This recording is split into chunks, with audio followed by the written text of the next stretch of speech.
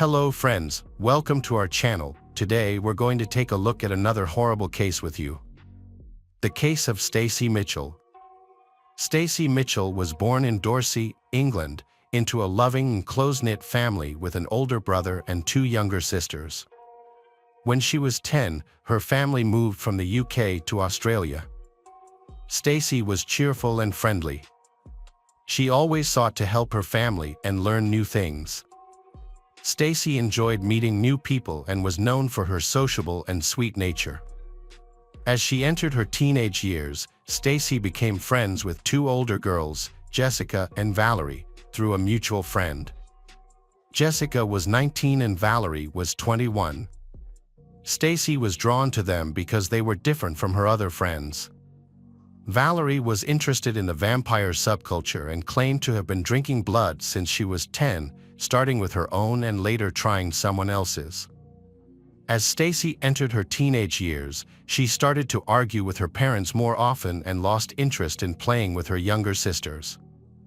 After these arguments, she would feel hurt for a long time or isolate herself in her room, believing her parents didn't understand her.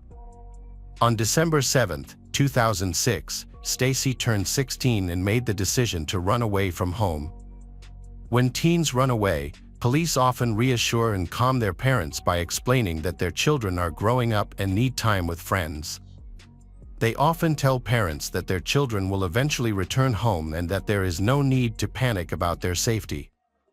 Although Stacey's parents loved her and worried about her, they did not react strongly when she left. To avoid further damaging their relationship with her, they chose to leave her at a friend's house for a while before calling the police. However, after 6 days, she had not returned home. This worried her family and they reported her missing to the police on December 13, 2006. Stacey had previously planned to move in with her new friends, Jessica and Valerie, who were both older than her. They rented a spacious house in the suburbs with their boyfriends.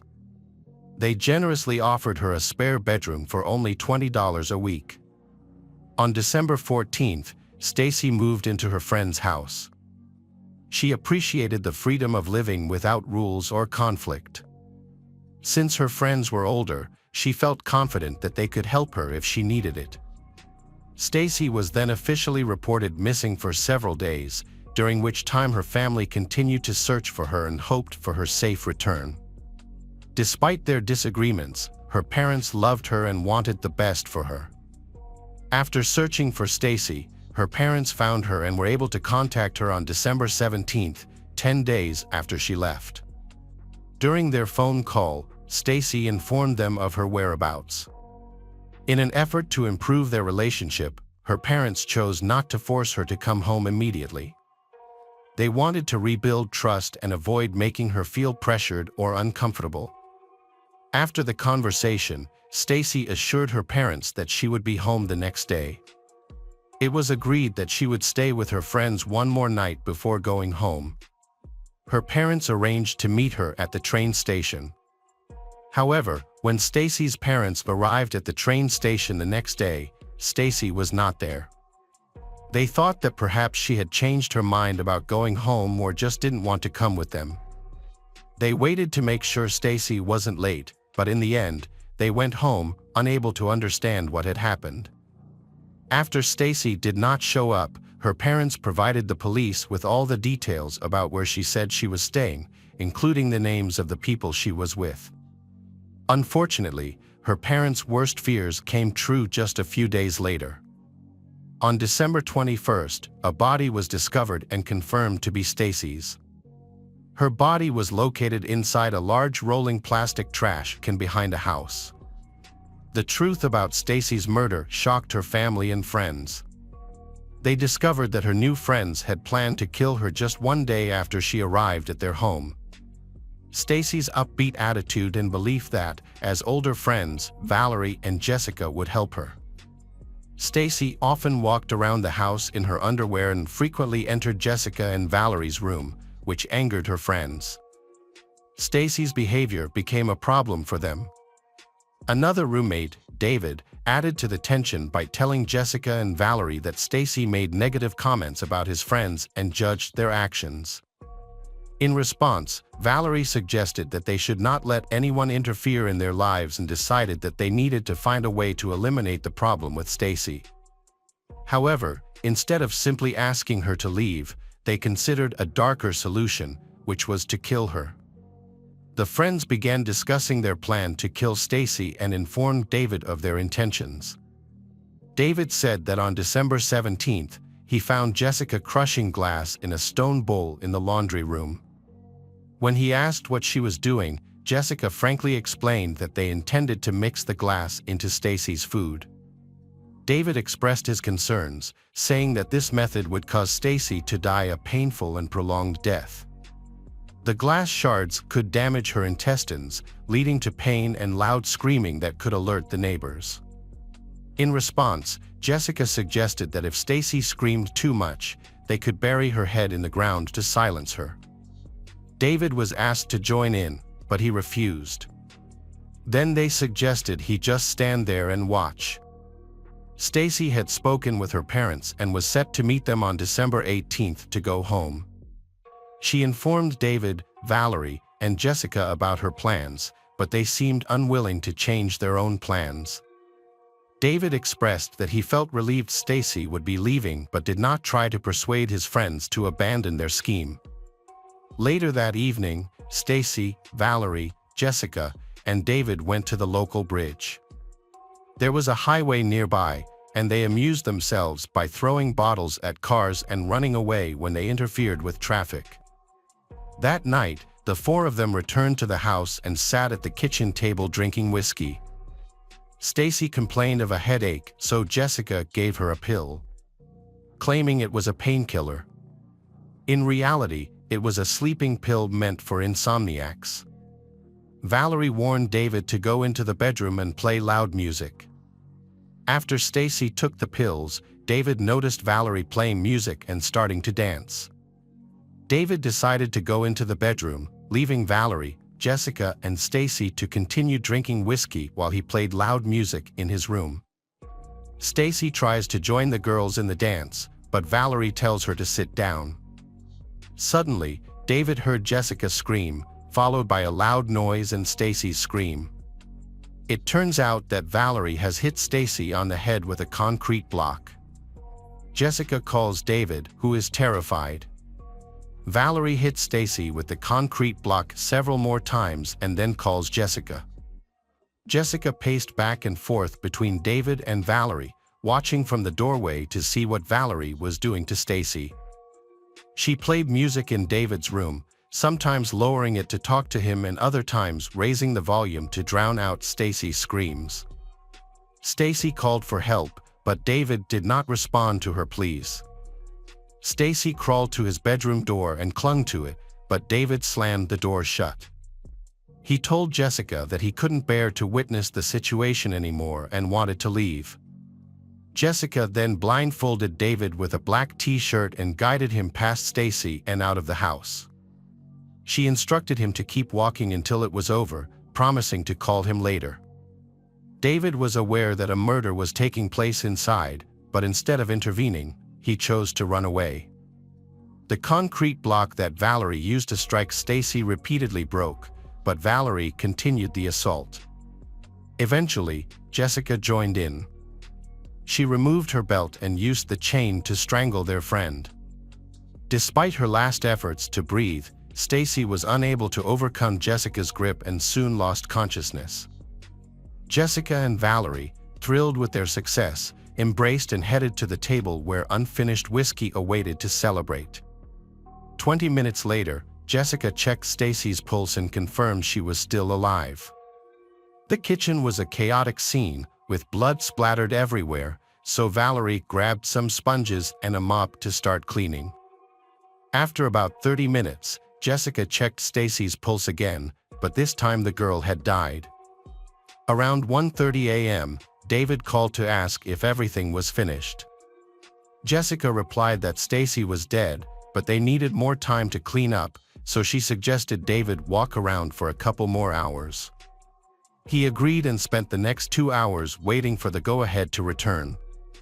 The two friends started cleaning up, and surprisingly, they recorded the entire murder on video. While drinking and tidying up, they laughed and made fun of Stacey's accent. Jessica filmed herself laughing and dancing as she cleaned, with Stacey's body on the floor. At 3:20 a.m., Jessica called David to let him know the house was still a bit messy, but he could come over. He was blindfolded again and brought into the room. By that time, Valerie and Jessica had already moved Stacey's body and hidden it in a dumpster behind the house. They then planned how to dispose of it. In the morning, they went to a local hardware store with David to look for a chainsaw and some shovels. On December 21st, police arrived at Jessica and Valerie's home. Jessica escaped by running out the door, while Valerie stayed inside and gave the police a false name. She and David claimed that Stacey had abandoned them and that they did not know her whereabouts. 3 hours later, after discovering Valerie's real name, the police returned to the house. This time, only David was present, and he confessed that Valerie and Jessica had killed Stacey and revealed the location of her body, which was in a plastic wheelie bin behind the house. After the three were arrested and taken to prison, Valerie was placed in a cell with an inmate named Rochelle Van Roos, with whom she conversed about various topics. Rochelle later recounted hearing Valerie tell a story about murdering a young girl. What was striking was that Valerie showed no remorse or guilt. In fact, she seemed proud of what she had done. Valerie claimed that she and Jessica were excited about the murder and then celebrated by drinking, feeling relieved to be rid of that annoying girl. Valerie later confirmed this, saying that Stacey had made them angry and deserved it. She mentioned that she and Jessica had beaten Stacey about 180 times. In a letter from 2007, Jessica confessed that when the murder of Stacey began, she felt like she was no longer herself. She had never felt such a strong craving for blood before, and that something had changed inside her at that moment. When Stacey's blood splattered on her, it was as if a veil had been placed over her eyes, making it impossible for her to stop. Based on their letters and stories in prison, it is clear that none of them felt remorse for their actions. Valerie and Jessica showed no remorse for their actions towards Stacey. They were indifferent to Stacey's family's pain. They laughed throughout the trial, showing a lack of respect for the court. Valerie's lawyer argued that she suffered from a severe personality disorder and referred to her troubled upbringing, raised by an abusive father who had been jailed for assaulting his wife. At the age of 10, she became fascinated with vampire culture and developed a fascination with drinking human blood. In March 2008, Jessica Stasinowski, Valerie Parashumdi, and David admitted their guilt for the crime. David was given a 2-year prison sentence for his role, while Jessica and Valerie received life sentences in a maximum security prison with a minimum of 24 years before they could apply for parole. Valerie tried to appeal her sentence, but the appeal was rejected. After the trial, the friends were sent to different prisons. They tried to stay in touch by sending letters through a fellow inmate named Catherine Burney, but their communication gradually decreased. In 2009, 3 officers were injured while breaking up a fight between Valerie and another inmate. In 2013, Valerie attempted to escape from prison but was unsuccessful. Stacey's family is still grieving her death and feels guilty for not being able to protect her. Even years later, her father shared with reporters that it was very hard for him and that he thought about it every day, wondering what he could have done differently. He mentioned that by now, she could have had a child, and he often imagined what the child would look like. He expressed that it was heartbreaking that they would never see her grow older. The tragic story of 2 friends who took pleasure in killing Stacey is deeply unsettling. Stacey had a disagreement with her parents and turned to older friends for support, but instead of offering help, they expressed their irritation with her. David, known to be a gentle and shy man, failed to act to prevent the murder, despite having the opportunity. Hello friends, welcome to our channel. Today we're going to take a look at another horrible case with you. The case of Rowan Ford. Rowan Ford was born on April 11, 1998, in San Diego, California. When she was young, her parents divorced, and her mother, Colleen, moved with her to a small town called Stella, Missouri. Colleen later met a man named David, and they married. Colleen already had several children from a previous marriage, and soon after their marriage, she and David had a daughter together. Rowan has 2 older sisters and 2 older brothers, and they are very close. She enjoys spending time outdoors, biking around town, swimming, and pursuing her passion for painting. She also enjoys attending Sunday school at her local church, where she often volunteers to help children who are having trouble with their homework. In November 2007, when Rowan was 9 years old, she was in 4th grade at her local elementary school. Her mother worked the night shift at a store, while her stepfather was often at the farm during the day. As a result, Rowan was often left to fend for herself, which helped her become very independent. On November 2nd, she was home alone, as usual. Colleen went to work, and her stepfather had not yet returned from the farm. The next morning, around 9 o'clock, Colleen returned home from her night shift and checked Rowan's room, but her daughter was not there. She asked her husband if he knew where Rowan was, and he told her that Rowan had asked him if she could stay the night at a friend's house. He agreed without asking the friend's name, since their town was small and he wasn't worried about her safety. Colleen felt worried and decided to ask all of Rowan's friends. Since their town only had a few streets, this didn't take long. However, none of Rowan's friends had seen her, and she had not spent the night at any of their homes.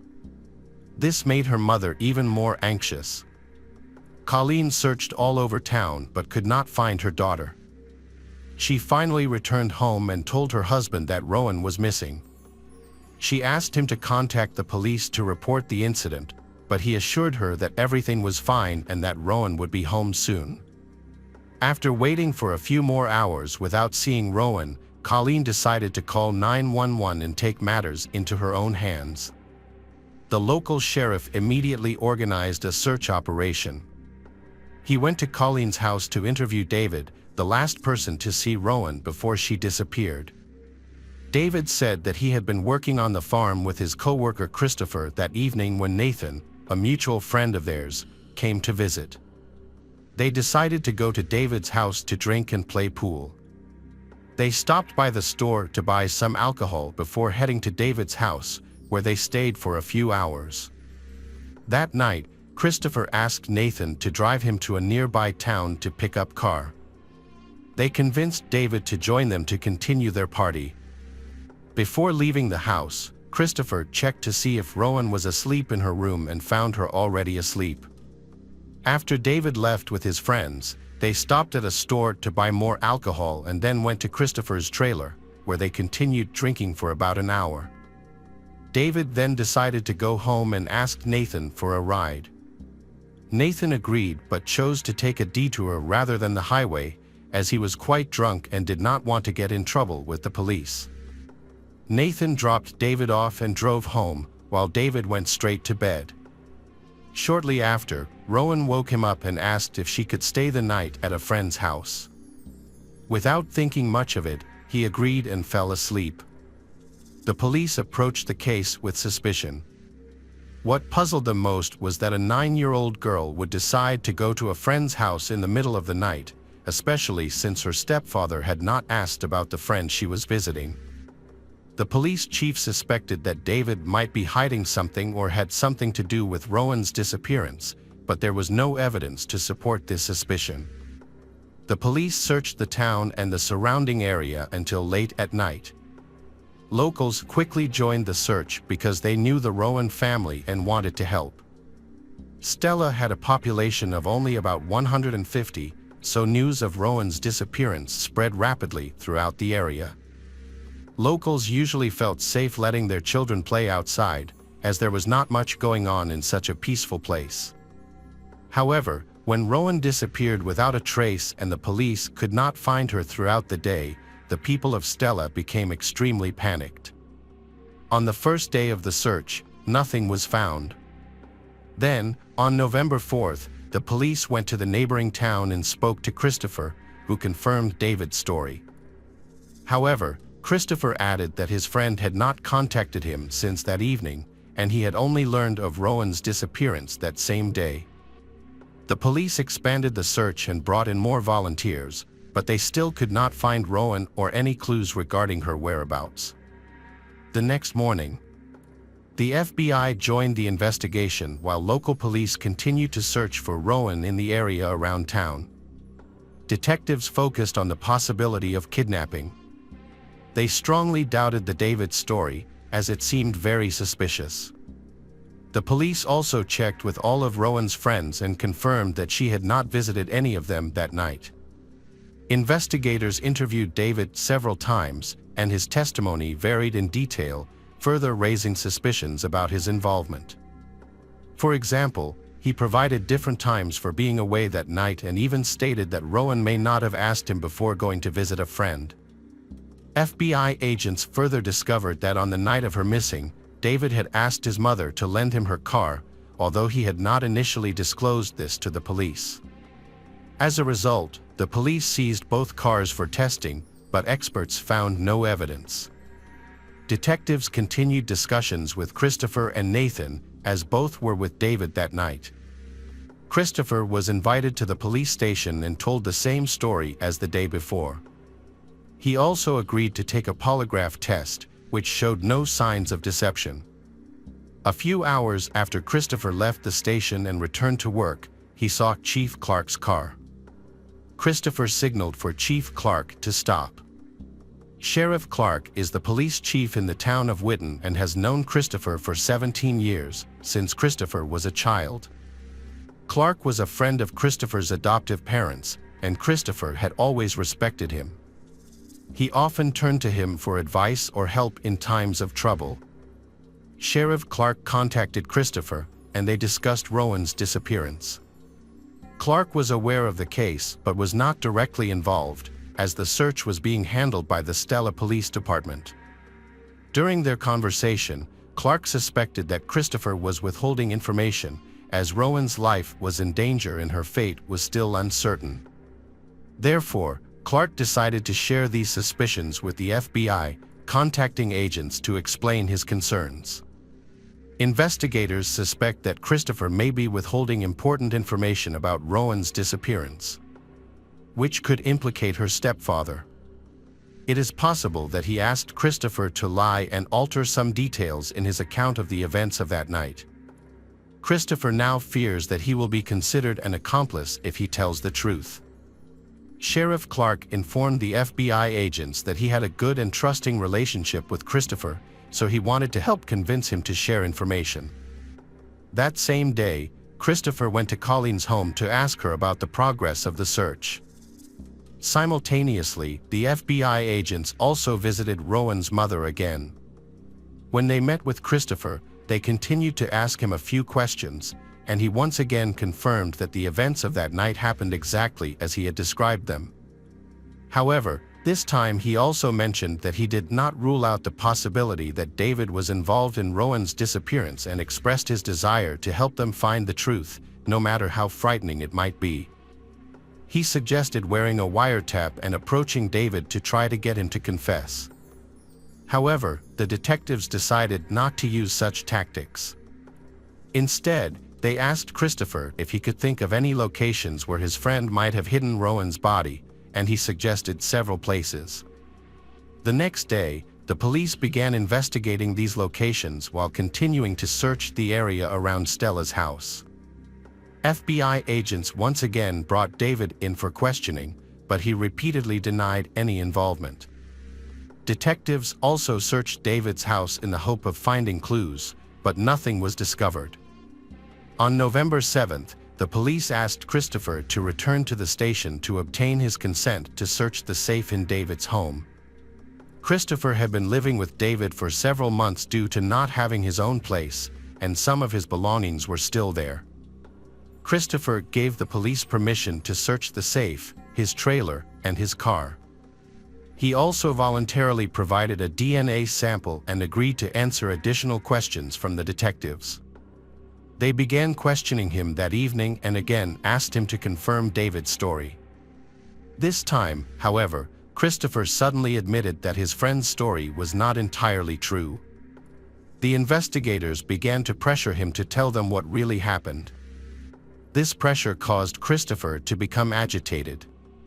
He said that if the police were going to treat him like a criminal and try to implicate him in Rowan's disappearance, he would not continue the conversation. The detectives then had to end the interview, and Christopher left the station. That night, he went to see Chief Clark and told him the whole story. He complained that the detectives were treating him as a suspect and said that he might need to hire a lawyer. The chief replied that it was his right, but asked him to understand that the police were only doing what they could to find Rowan. In response, Christopher stated that he would not speak to them anymore and that if he wanted to share any more information, he would only speak to Sheriff Clark. He continued to persuade Christopher to share what he knew. After a while, Christopher began to cry and said that he had always loved Rowan and would never hurt her. During his time living in David's house, Christopher developed a close relationship with Rowan and the other children. They began to consider him a member of the family and even called him Uncle Christopher. Sheriff Clark realized that Christopher was about to reveal everything he knew. However, just as Christopher was about to share, someone came to the police station, causing Sheriff Clark to temporarily lose focus. Christopher then left the office without revealing what he was about to say. Sheriff Clark eventually contacted the FBI and informed them about the conversation. He explained that Christopher was willing to share most of what he knew, but warned that if he was pressed too hard, Christopher might refuse to talk and seek legal counsel. Clark offered to give Christopher time to think it over, and the detectives agreed. The search for Rowan continued the next day without success. However, the situation changed on November 9th, a week after Rowan went missing. Search parties found Rowan's body in a remote area near a town called Powell, about 10 miles from where Stella lived. The body was covered in leaves and debris, with only a sock remaining. Medical examiners determined that Rowan had been strangled and sexually assaulted. Shortly after the body was discovered, FBI agents contacted Chief Clark and asked him to speak with Christopher again, hoping he would reveal more information. The chief learned that Christopher had come to the police station earlier that morning when Chief Clark was not there and had informed other officers that he urgently needed to see him. The chief searched everywhere for Christopher but could not find him. Christopher then contacted Chief Clark himself. He expressed obvious distress and concern that he was being followed. He explained that after hearing about the discovery of Rowan's body, he had driven around town to calm down and had noticed a gray car following him. Chief Clark claimed to be unaware of any surveillance activity and asked to meet Christopher directly. When Christopher met with the investigators, he expressed concern for his safety. He feared that after the discovery of Rowan's body, he might be charged with murder and that someone would take revenge on him. Clark took him to the police station and explained that now that the case had been ruled a murder, it was time for him to reveal everything he knew. Christopher began to cry. The sheriff asked him to tell him what David had done to Rowan. Christopher said that there were too many people at the police station and that he did not want to discuss it there. He suggested going to a quieter place and mentioned a small bridge a few miles from their town. The sheriff agreed, and they drove there together. As they got out of the car, Christopher suddenly raised his hands and asked the police to handcuff him. The sheriff was surprised and said that it was unnecessary, but Christopher insisted that after what he had said, the police had to do so. Christopher then began to recount the story he had told the police many times. He went to his trailer with Nathan and David, where they continued drinking. After a while, his friends decided to go home, and David asked Nathan to drive them. They said they would take a detour to avoid the police. However, Christopher then suddenly announced that he wanted to sexually assault Rowan and that he planned to do so. Knowing that it would take his friends a long time to take a detour through the fields, he drove straight to David's house on the main highway. He then barged into Rowan's room, picked her up, and carried her to his car, intending not to wake her. Christopher then took Rowan to his trailer, where he assaulted her. According to Christopher, Rowan had just woken up and tried to resist but was unable to escape. Christopher did not turn on the lights or talk to Rowan because he did not want her to recognize him. After committing this act, Christopher intended to take Rowan home and leave. But the plan did not go as intended. When Christopher carried Rowan out of the trailer, the moon was shining brightly, and Rowan saw Christopher's face clearly. Panicking, Christopher grabbed a rope and strangled her. When she died, he loaded her body into the car and began to think about what to do next. Initially, he wanted to throw her off the bridge, the same bridge where he stood with Sheriff Clark, but he realized her body would be found too quickly. So, he got into the driver's seat and started driving around the county, considering other options. Soon, he remembered a large pit near a neighboring town and headed there. He threw the victim's body into the pit and tried to cover it with branches, but the pit was too large to cover completely. When he returned to the car, he noticed traces of Rowan's blood on his clothes and the mattress. Christopher realized he needed to get rid of the pants, underwear, and rope used to kill the victim. He gathered all of these items and planned to put them in a large barrel to burn. However, Christopher quickly realized that such a fire would certainly attract attention, so he dragged the barrel into the shed, closed the door, and set it on fire. Sheriff Clark was surprised by this story. He had previously believed that David had committed the crime and that Christopher was just hiding some information. It was hard to believe that a man he had known for nearly 20 years could be so brutal. Christopher had 3 young children, and although he had not lived with them since his divorce, he had always seemed like a nice man. But the truth was much colder. After Christopher finished telling his story, he voluntarily went to the police station. The sheriff did not handcuff him. It was only after they arrived and the man repeated his confession to the FBI agents that he was arrested for murder. Christopher also signed a voluntary consent form to allow his trailer and car to be searched. He eventually said that he regretted his actions and cried like a baby all the next day. Investigators went to inform David that Christopher had confessed to the murder. Based on David's behavior and inconsistent statements, they suspected that he might have been protecting his friend. However, they discovered something even more shocking. When brought in for questioning, David changed his testimony of events. According to David's testimony, when he came home and found Rowan not in her room, he suspected that Christopher might have kidnapped her. So he took his mother's car and drove to Christopher's trailer. When David entered the trailer, he found her lying on the bed with Christopher. Instead of saving Rowan, David decided to join in and bully her as well. David then helped his friend dispose of the body. He stated that throughout the incident, he was shocked and could not remember anything that happened. The detectives, who were initially surprised by this incident, contacted Christopher again to confirm David's statement. However, Christopher insisted that his friend was not involved and that everything happened exactly as he had previously said.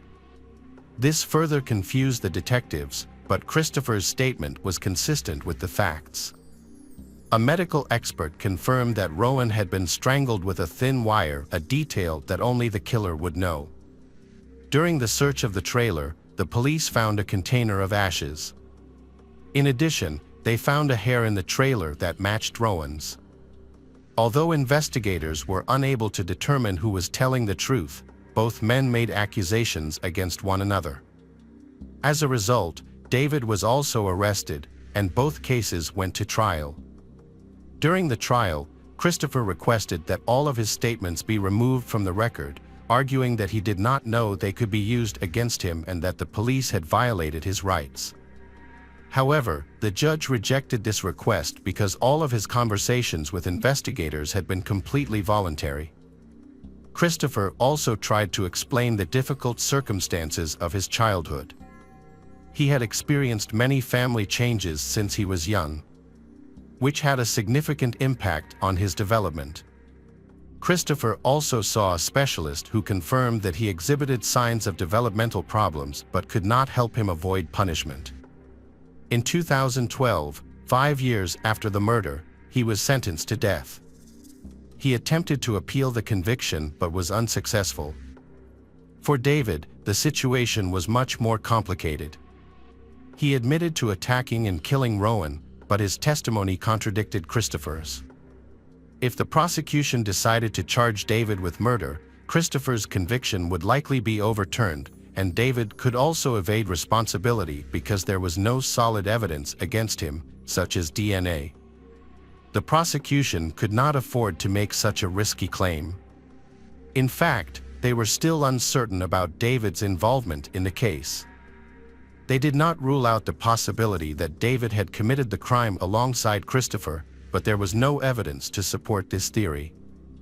In the end, a difficult decision was made. To avoid the risk of overturning Christopher's conviction, they reduced David's charges to significantly lesser ones. David pleaded guilty to 2 counts, child endangerment and obstruction of justice.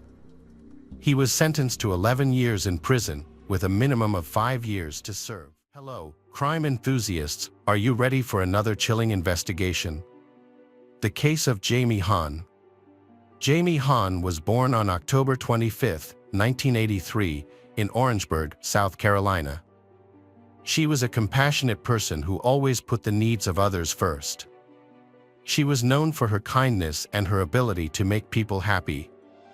Despite her parents' divorce and remarriage, but she grew up with her 2 brothers, Brett and Justin, and sister Ashley, and she maintaining a cheerful outlook. Jamie attended an elite private prep school known for its academic excellence. Her friends and family saw her as a talented and enthusiastic person with a promising future in politics. During a school trip to the University of North Carolina in junior high, Jamie became enamored with the campus and aspired to attend the institution. As she grew older, she joined the board of the Center of Hope, which supported troubled teenagers.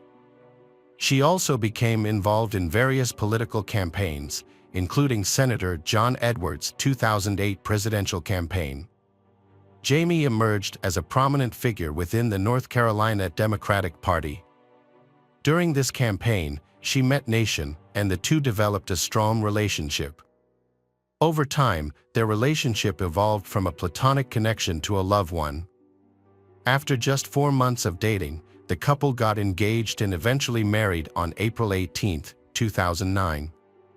Both Jamie and Nation were successful in their careers, with Jamie running her own consulting firm, focused on political fundraising, and Nation working as a well-known online strategist for politicians and nonprofits. People who knew them described them as exceptionally kind, tender, and generous. They have been actively involved in a project protecting young families in North Carolina. Although they didn't have children yet, they plan to start a family soon. Jonathan Broyhill, 31 years old, a close friend of Nation who had been staying in the couple's home as a guest. Jamie was also familiar with Jonathan, having hired him as an accountant at her political consulting firm after he moved to North Carolina. Nation and Jamie kindly him a place to stay in their home until he could find his own accommodation. Jonathan and Nation were from the same hometown, and their friendship began in 2000 during a church trip. Although they had a 4-year age difference, they quickly formed a close bond. Like many childhood friendships, they lost touch when one of them went to college, but reconnected after graduation and became very close. In fact, Jonathan was the best man at Nation and Jamie's wedding in April 2009. The trio of Jonathan, Jamie, and Nation was incredibly close-knit. This strong bond was built on unity, with the three sharing countless moments together. They go on vacation together, have dinner together every Monday, and enjoy holidays together. However, this was a difficult time for Jonathan, who had recently been diagnosed with pancreatic cancer. Jamie and Nation were deeply concerned about Jonathan's well-being and had been supporting him throughout his medical journey. Jamie was overcome with emotion one day and asked Nation if they should have a child soon. They wanted their future child to have the chance to know their dear friend Jonathan. The reason behind this sudden desire was Jonathan's recent cancer diagnosis. However, Jonathan's health struggles weren't new. Over the years, he had been in and out of hospitals multiple times. At one point, he had been diagnosed with multiple sclerosis during a gallbladder operation. Given his fragile health, Jamie and Nation invited Jonathan to live with them temporarily. They offered him care and support until he could recover. Jonathan spent so much time at Nation family home that some of their neighbors thought of him as a part of the family. Their deep and close relationship makes the violent incident in which all three were stabbed in their own home all the more puzzling and tragic. On a fateful Monday, Jonathan was already at the house, discussing work-related matters with Jamie in the kitchen. Nation had just arrived home and was heading upstairs to change when they were startled by Jamie's screams. Assuming the worst due to Jonathan's health issues, Nation rushed downstairs, where they met Jamie's frantic voice, crying out for help. A frantic scene unfolded as Nation rushed into the kitchen, where he found his wife severely injured and bleeding on the floor, while Jonathan stood over her, menacingly wielding a large kitchen knife. The sight was too shocking for Nation to comprehend. Jonathan, with the knife raised, advanced toward Nation. Then, Nation with one hand, Nation grabbed the knife's blade and, with the other, struck Jonathan in the face. At the same time, Nation urgently told Jamie to run for safety as he tried to subdue Jonathan. She managed to get up from the floor despite her serious injuries and ran through the side door to find help. Once Jamie was out of the house, Nation overcame his shock, pushed Jonathan aside, and followed his wife. Outside, Jamie struggled to reach the nearest neighbor's house but found no one home despite her knocking. While trying to reach the next house, exhausted and weakened by her injuries, Jamie collapsed unconscious in the neighbor's yard. Fortunately, passers-by heard the commotion and came to her aid, and a neighbor who was alerted by Jamie's screams called for an ambulance and the police. Nation frantically searched for Jamie after realizing she was gone. Following a bloody trail, he found her in a neighbor's yard, clutching her side in agony but still conscious. Kneeling beside her, Nation held her hand and tried to reassure her, making promises about their future together, including children, vacations, and future anniversaries. Overwhelmed by the thought of losing her, Nation fought back tears as he spoke. As they waited for help to arrive, a neighbor rushed over with a towel to apply pressure to Jamie's bleeding abdomen. The towel quickly became soaked in blood. Another neighbor tried to make Jamie more comfortable by propping her legs up on a bag of leaves.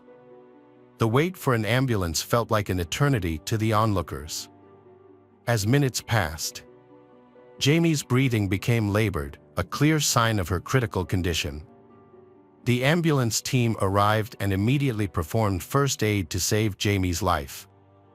Nation, who had suffered serious cuts on his hand during the struggle, also needed immediate medical attention. Both Nation and Jamie were rushed to the hospital. Upon arrival, she was immediately wheeled in for emergency surgery. Nation stitched up his own wound, but his mind was preoccupied with fear for his wife's condition. In shock, he tried multiple times to visit her in the ICU but was denied access. Sitting on a hospital bed, he anxiously waiting for information on Jamie's condition.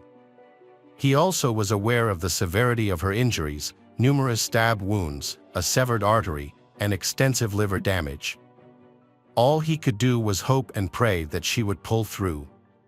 Against all odds, Jamie survived the surgery, but unfortunately, this brief moment of hope was short-lived. She never regained consciousness and passed away 2 days later. She succumbing to the injuries she sustained. The autopsy revealed that Jamie had suffered 24 stab wounds on various parts of her body, including her face, neck, back, hands, and forearms. The most severe injuries were inflicted on her abdomen and chest, which caused significant damage to her lungs and liver. After inflicting injuries on himself, Jonathan spent 8 days in the hospital recovering. On April 30, 2013, while still recovering and wearing bandages on both wrists, he was transported on a stretcher to a Wake County magistrate's office. There, he was officially charged with first-degree murder in Jamie's case and assault with a deadly weapon against another individual, Nation. Due to the severity of the charges, he was held without bail. Then taken to Central Prison in Raleigh, which had a hospital wing where he could continue receiving medical treatment while in custody. The sudden and tragic loss of Jamie left many people deeply affected and wondering why someone she considered a best friend would commit such a horrific act, robbing her of her future. After her death, rumors spread that a large amount of money had gone missing from the election campaign managed by Jamie's team. Jonathan, who had been the team's accountant, stopped working for the company at the end of 2012, but continued to provide financial information to Jamie and help with financial reports.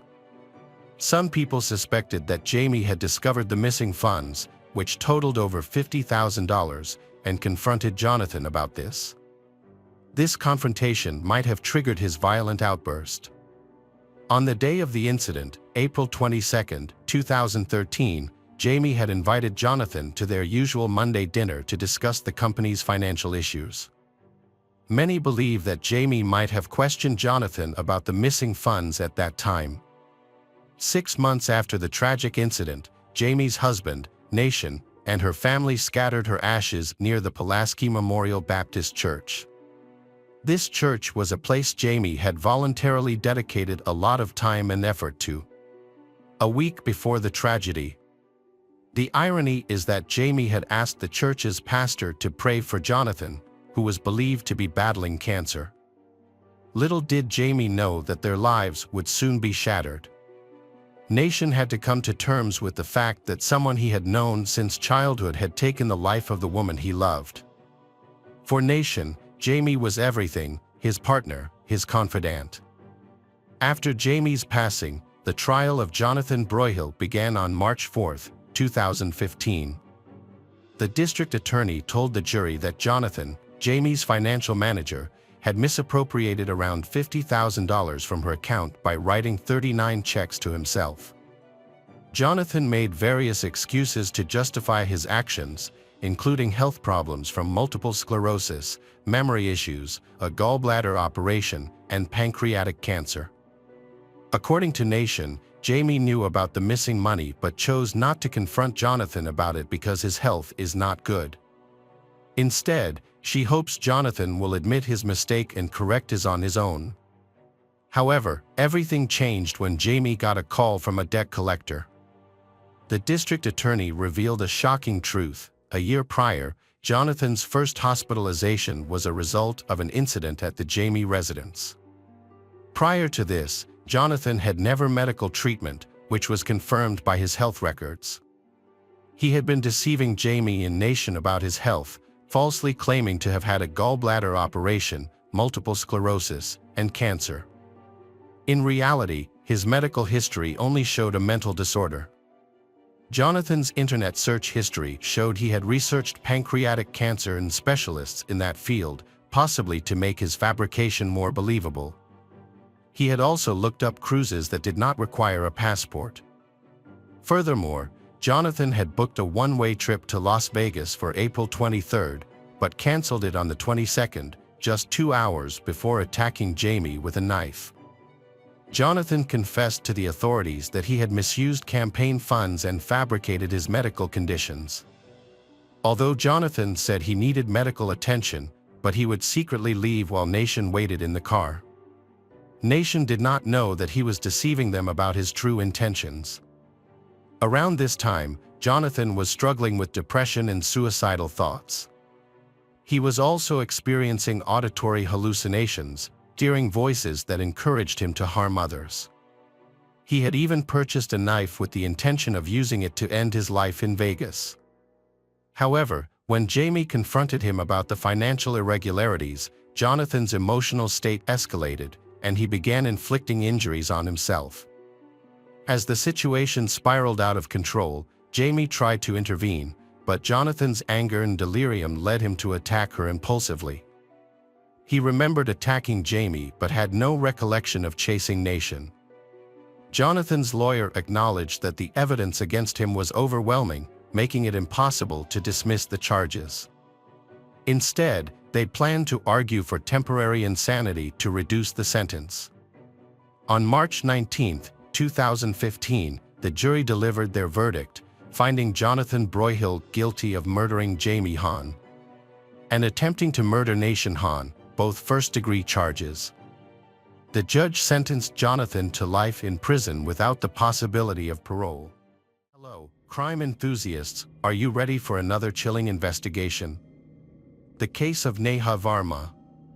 Megha Deshpande lived with her 21-year-old daughter, Ashlesha, and her 70-year-old mother, Rohini, in a luxurious neighborhood called Srinagar in Indore. This city known for consistently ranking as one of the cleanest in India. The fact that they resided in Srinagar, an area predominantly inhabited by the wealthy, suggested that the Deshpande family was financially well off. Megha worked for a multi-level marketing (MLM) company for a considerable time. MLM is also referred to as network marketing, direct selling, and pyramid selling. To understand how an MLM business works, imagine a pyramid structure. At the top is the company owner. When the owner recruits two individuals and they join the company, it creates a network. These two individuals then recruit more people to join the company, and the process continues. The company generates profit from each new member or associate that joins, allowing the business owner to constantly earn income through the growth of their network. Before moving to Indore, Megha lived in Yuan, a city approximately 35 miles away, with her husband, Nanai Deshpande.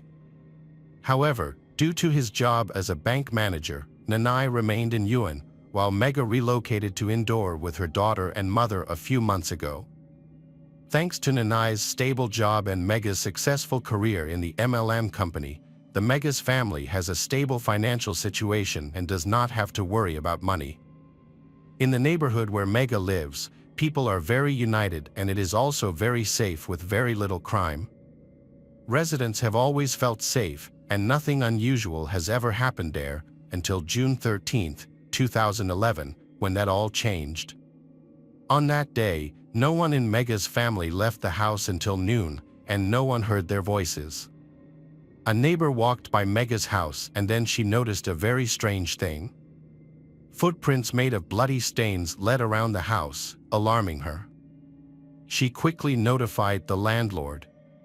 And the landlord then knocked on the door several times, but received no answer. Next, the landlord attempted to look inside through a window and was met with a very scary sight.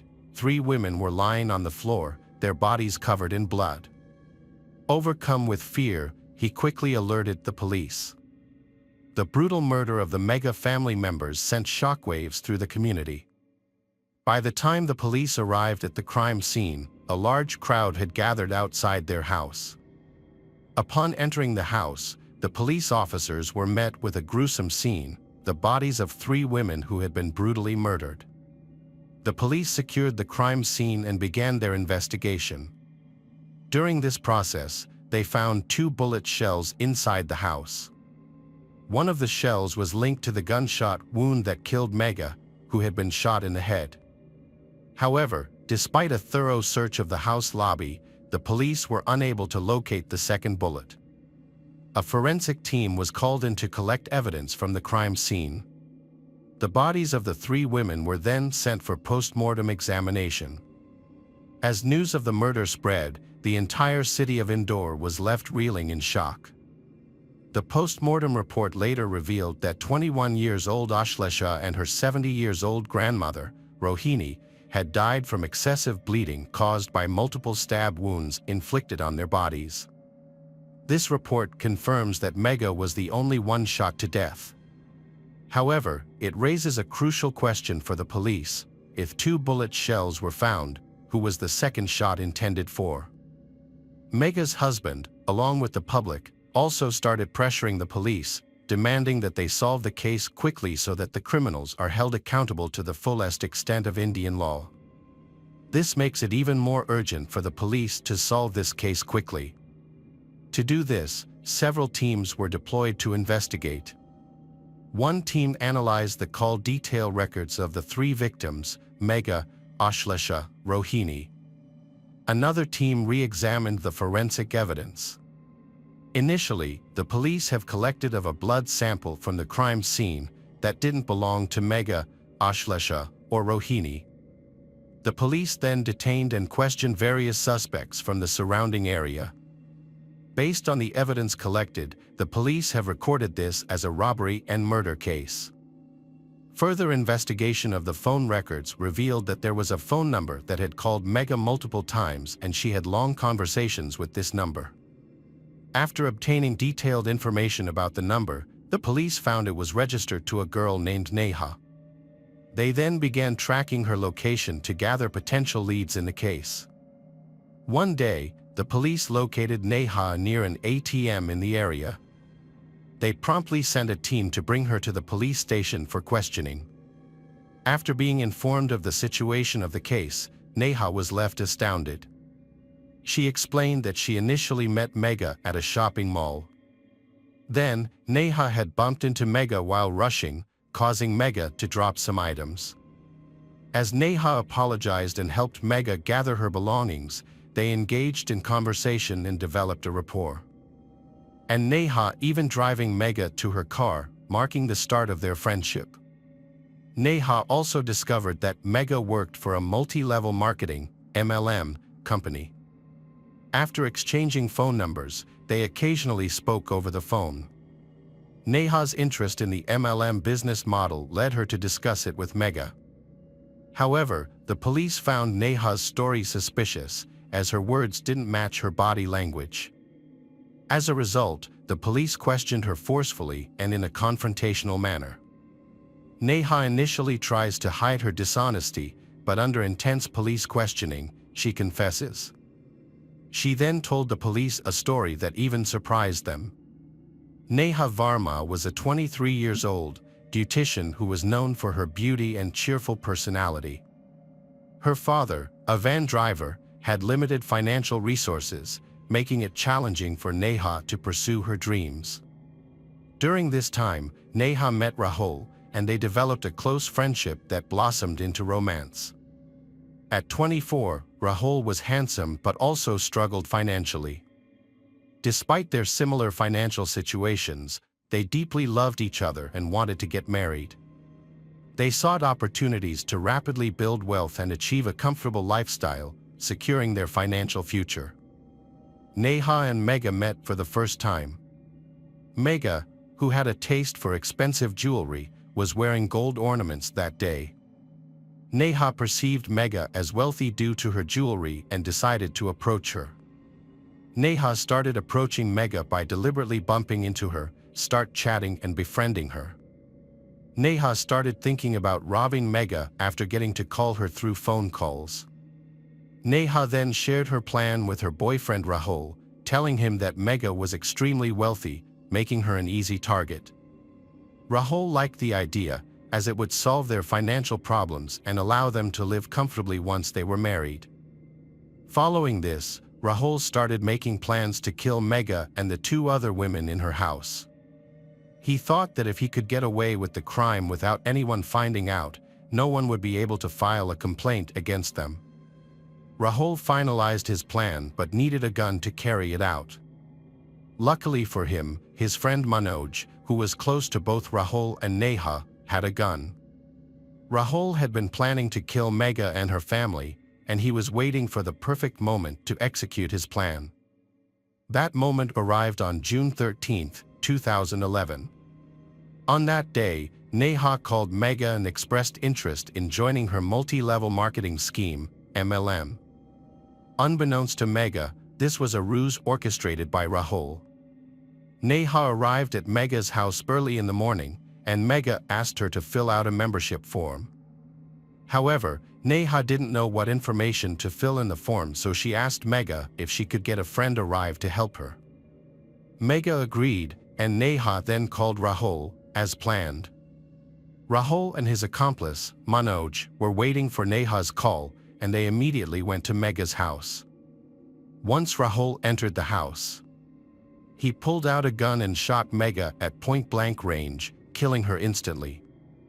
The sound of this gunshot reached Ashlesha and Rohini, causing both of them to run into the lobby.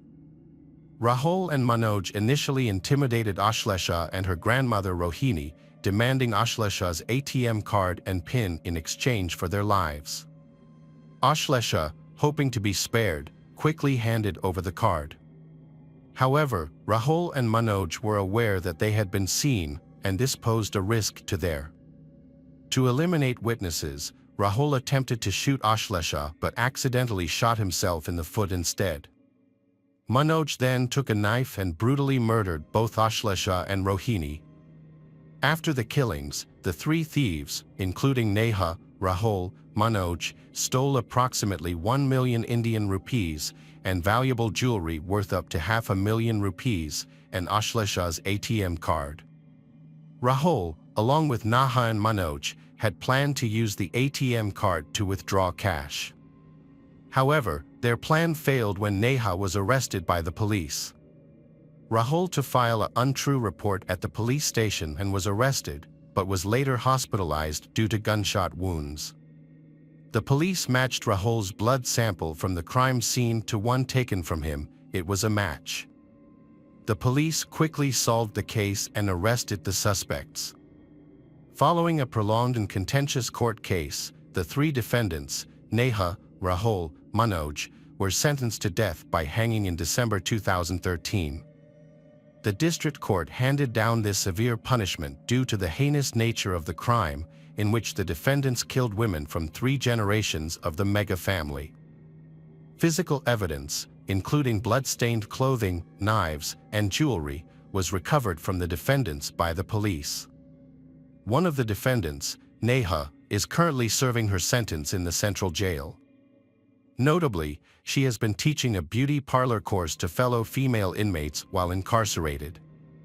This case was notable for being the first time the district court had imposed a death sentence on a woman. Neha and Rahul's desire for quick wealth led them to get involved in a life of crime. It is fortunate that the perpetrators were caught. If Mega had not worn her valuable jewelry to the mall and had not trusted a stranger she met there, the outcome may have been different. Mega's husband, Nana Deshpande, was pleased with the court's decision and praised the judiciary and the police for their efforts. Hello friends, welcome to our channel. Today we're going to take a look at another horrible case with you. The case of Judy Blake Morlanen. Judy Blake was born on October 16, 1957, in Hancock, Michigan, into a conservative family. As the only daughter, Judy was loved dearly by her parents and 2 older brothers. Her parents, Dale and Marianne, were active members of the Redeemer Free Lutheran Church and also ran a successful business called Dale Service. Through this, they provided Judy with a comfortable life in a warm environment. In 1974, Judy met Bruce Morlanen. Both worked in the healthcare industry, with Judy as a nurse and Bruce as a support worker. The age difference was only 3 years, yet the two were complete opposites.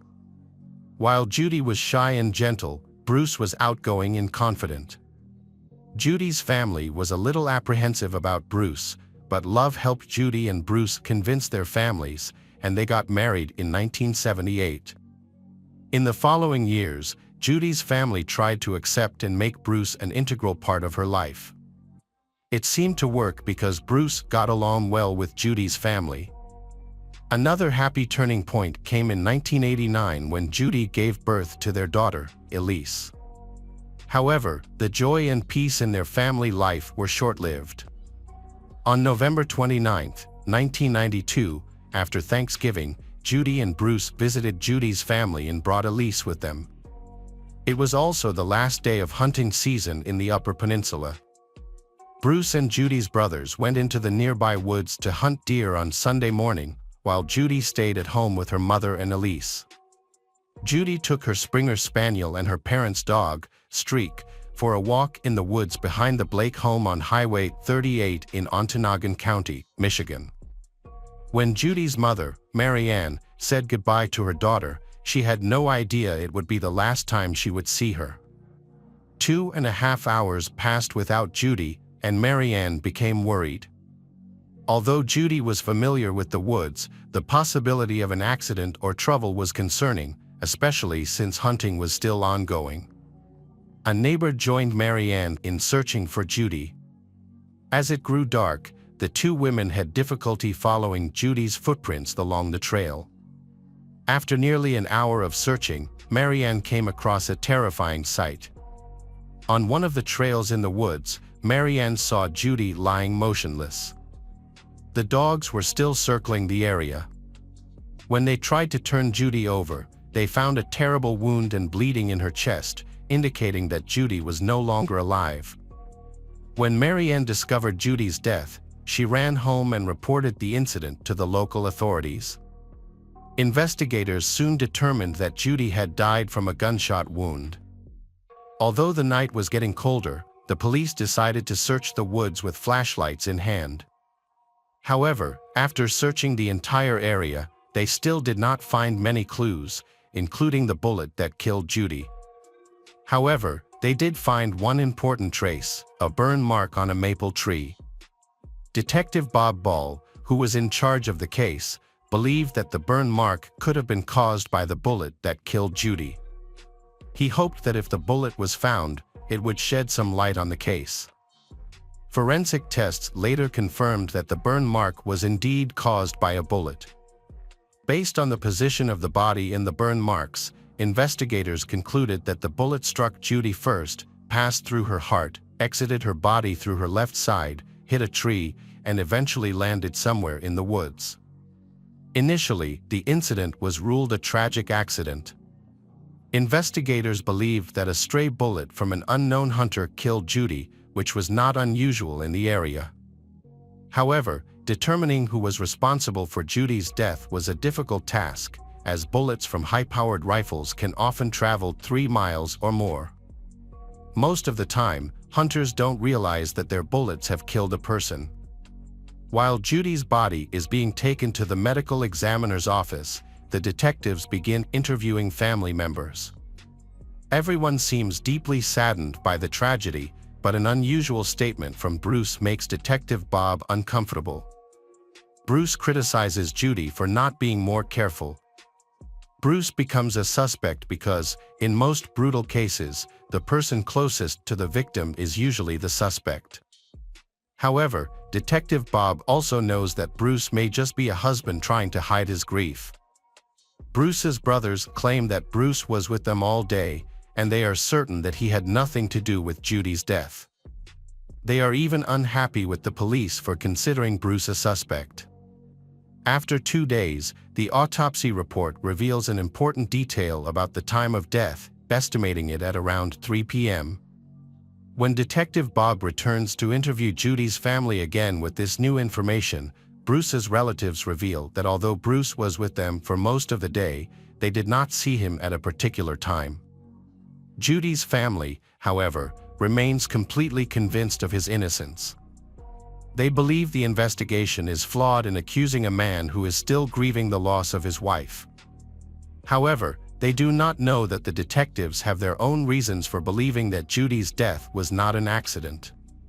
By analyzing the trajectory of the bullet and forensic evidence, investigators find that the bullet entered the body at an upward angle.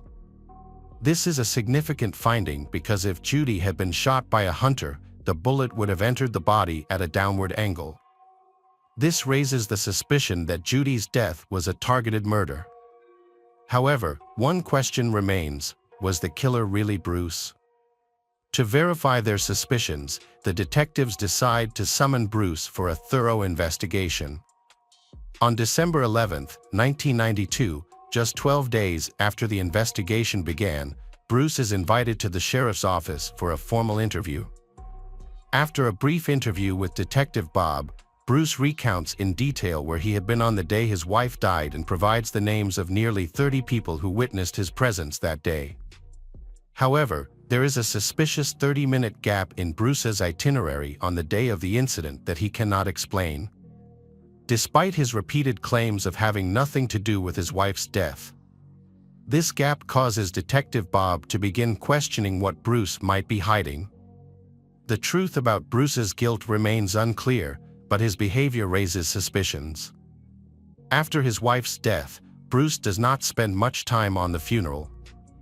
Over the following weeks, he goes skiing, hangs out with friends, and even flirts with some of his deceased wife's friends instead of taking care of his daughter. This causes Judy's family to begin suspecting Bruce, although they initially supported him. Bruce's behavior is the cause of this suspicion. The police are actively investigating the case but have not yet found any concrete evidence against him.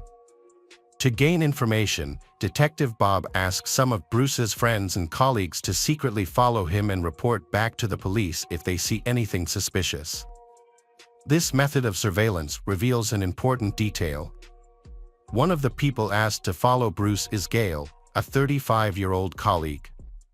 She has a remarkable story to tell the detectives about Bruce. Shortly after the funeral, Bruce shows up uninvited at Gail's house, carrying 5 boxes filled with his deceased wife's belongings. After placing the boxes on Gail's porch, Bruce left before Gail could ask for more information. Since it was the holidays, Gail left the boxes outside for a while without paying attention to them. When she opened the boxes, she discovered that most of them were filled with Judy's clothes. But in one of the boxes, under the pile of clothes, Gail found a letter written 6 months earlier and signed by Judy. Finding this letter was a surprise to Gail, as she had only met Judy once. What was even stranger was the content of the letter. The letter began with Judy's request that Gail keep her old clothes as a souvenir, as she believed that Gail was the only person Bruce trusted. The letter then went into many intimate details about Bruce and Judy's marriage, about why they were no longer compatible and were on the verge of divorce. The letter even mentioned that Bruce needed a new girlfriend. The strangest thing about the letter was that the writer ended by praising Bruce's ability in bed. The letter immediately made Gail feel that something was wrong. The detectives felt the same way. To verify the authenticity of the letter, they showed it to forensic examiner James Stegall. He was tasked with comparing the letter to a sample of Judy's handwriting to see if it was really written by Judy. Handwriting analysis revealed that the handwriting in the letter indicated the speed of the writer, appearing slow and deliberate, which could be a sign of forgery. Judy was ruled out as the author of the letter, but it was also impossible to definitively confirm that the handwriting was Bruce's. With no conclusive evidence against Bruce, the detectives had to rely on limited resources to find more information. Detective Bob decided to continue interviewing Gail. Gail revealed that Bruce had been trying to get her attention for a long time, even before Judy's death. However, Gail, who is happily married, only sees Bruce as a nuisance. Bruce constantly flirts, but Gail deliberately ignores him and hopes he will give up. Gail is not the only one who dislikes Bruce. No one has a good word to say about him.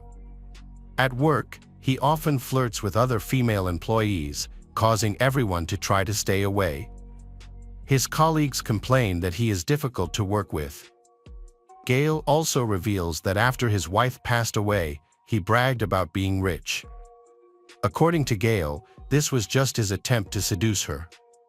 This information makes Detective Bob interested in investigating Bruce's marriage.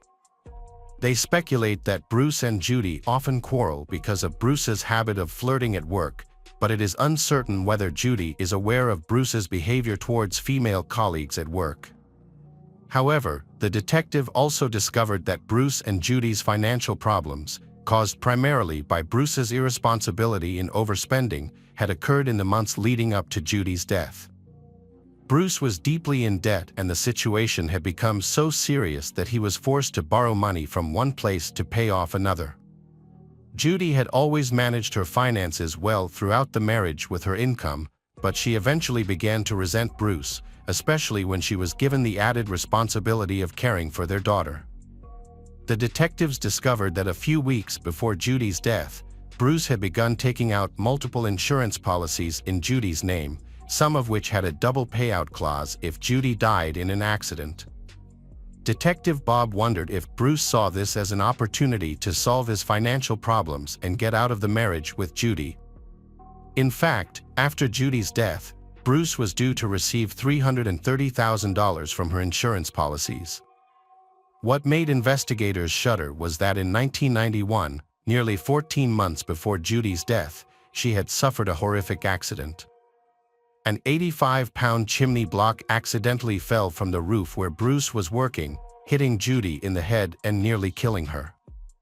Fortunately, she survived the attack, although she suffered a severe concussion and was hospitalized for several days. In another shocking development, a fire broke out in her house while Judy was sleeping alone.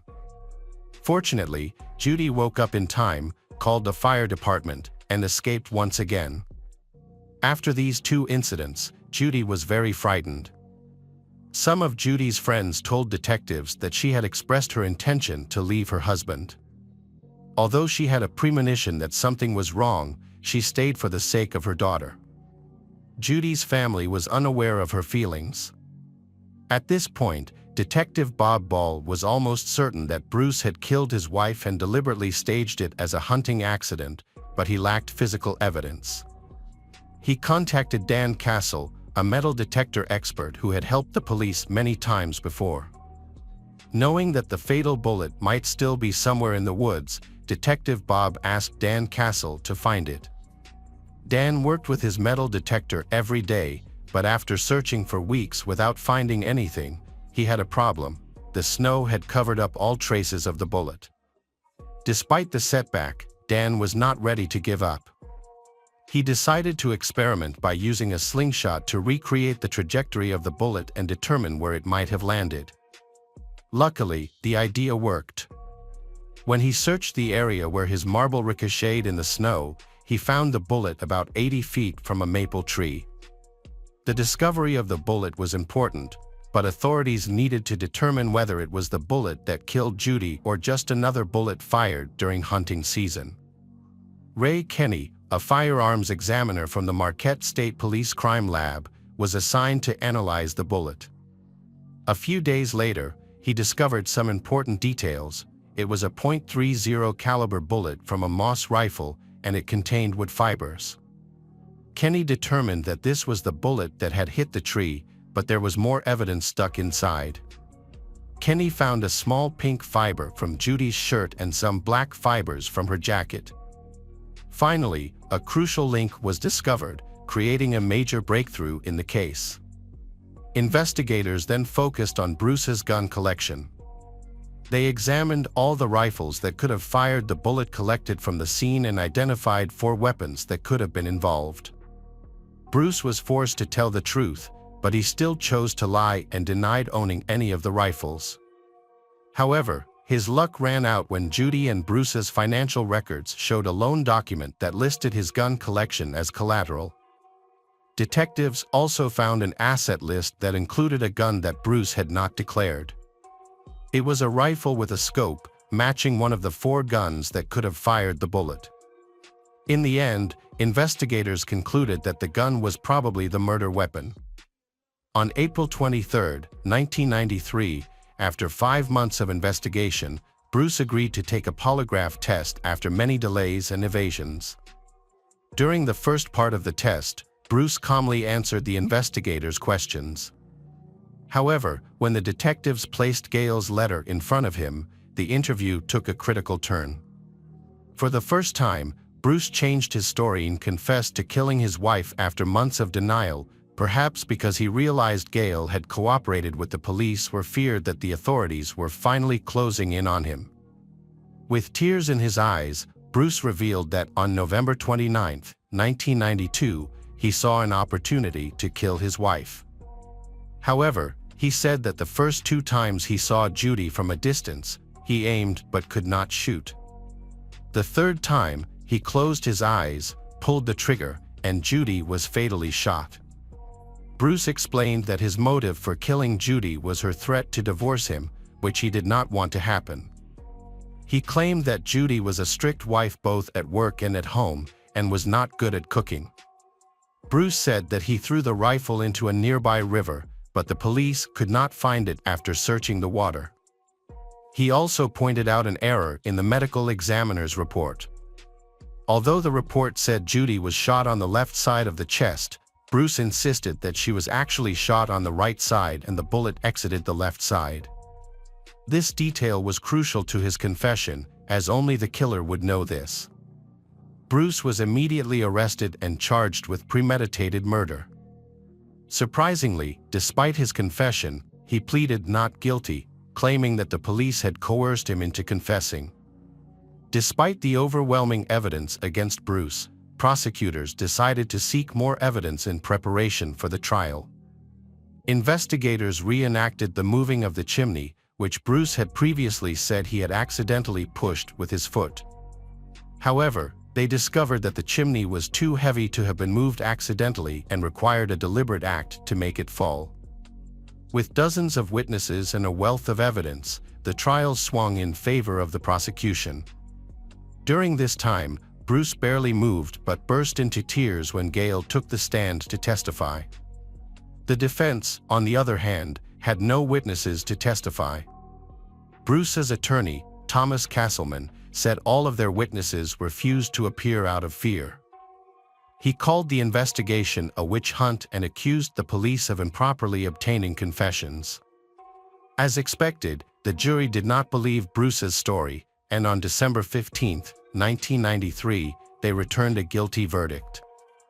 On January 21, 1994, Bruce Moylanen was sentenced to life in prison without the possibility of parole.